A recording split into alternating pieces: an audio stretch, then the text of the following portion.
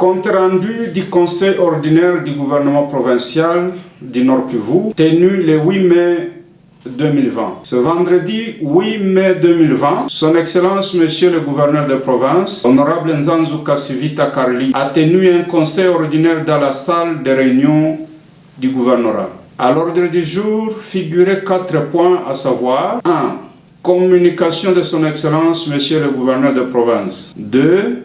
Situation sécuritaire en province. 3. Situation épidémiologique au Nord Kivu. 4 divers. De prime abord, Son Excellence Monsieur le gouverneur de province a informé les membres du Conseil sur la résurgence de la pandémie coronavirus au Nord Kivu et que la province enregistre à ce jour 2 nouveaux cas déclarés positifs, parmi lesquels un à Beni et l'autre à Goma. À cet effet, il a invité les membres de son gouvernement à multiplier d'efforts dans la sensibilisation de la population à observer les mesures barrières contre ce fléau. S'agissant de la situation sécuritaire, la parole a été accordée au ministre provincial en charge de l'ordre public et sécurité pour présenter les tableaux sécuritaire en province. Prenant la parole, le ministre provincial a informé les membres du conseil que la situation sécuritaire en province est relativement calme, hormis les cas préoccupants, à savoir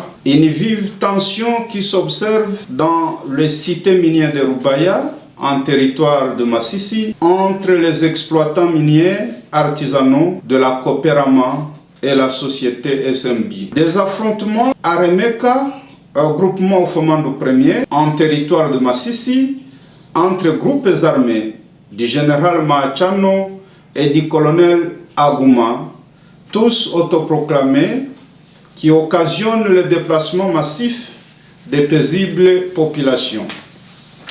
Les cas d'assassinat dans le Bwito, Kichanga et Rubaya, qui risquent de briser la cohésion sociale, la recrudescence des cas de kidnapping des enfants en ville de Goma, les cas récurrents de vols nocturnes en ville de Goma, Butembo et Beni, l'incident malheureux de l'engloutissement de 8 enfants dans un fossé de 25 mètres de profondeur à Kibati, en territoire de Nyiragongo, où 7 enfants d'entre eux ont été récupérés vivants et une en est morte. Après audition de ce tableau sécuritaire sombre, le Conseil condamne avec la dernière énergie tous ces actes inhumains commis à l'endroit de nos compatriotes et rassure la population du Nord Kivu que les services de sécurité soient à pied d'œuvre pour démanteler tous les réseaux de malfrats, comme il en a été le cas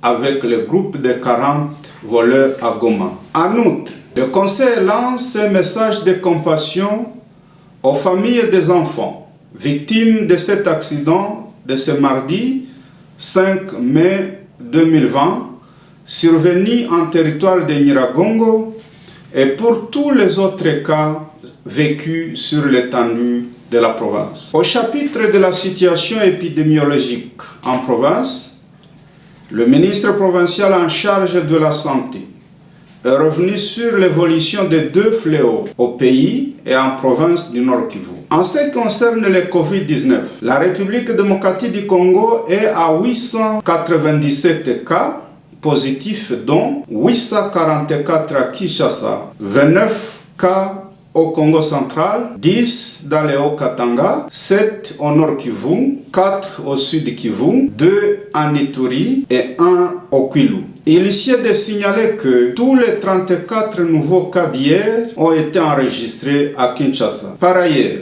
sur les 7 cas confirmés au Nord Kivu, 5 sont déjà guéris et 2 continuent à être pris en charge, dont 1 à Goma et celui de Kassindi à Beni. Notons que 6 cas suspects sont présentement suivis en province, dont 3 à Goma, 2 à Kyondo et 1 à Binza Nyamilima, y compris leurs contacts.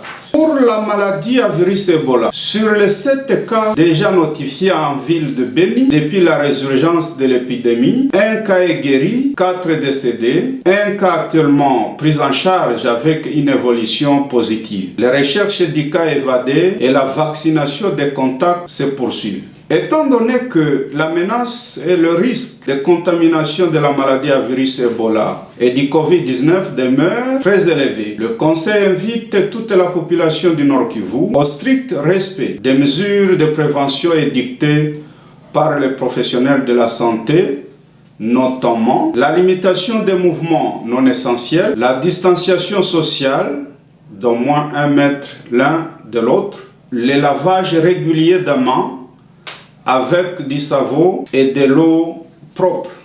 Éviter de toucher les yeux, le nez et la bouche avec les mains non lavées. Se couvrir le nez et la bouche avec un mouchoir quand on tousse ou on éternue, ou alors dans les plis de coude. Le port obligatoire des masques, même ceux en tissu confectionnés localement, dans tous les lieux publics, y compris à bord du transport en commun.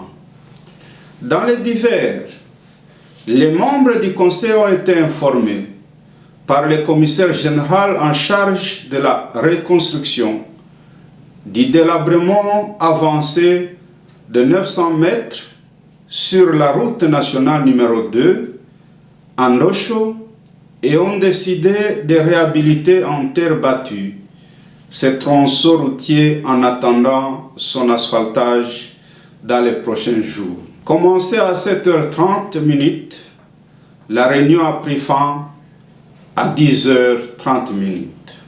Je vous remercie.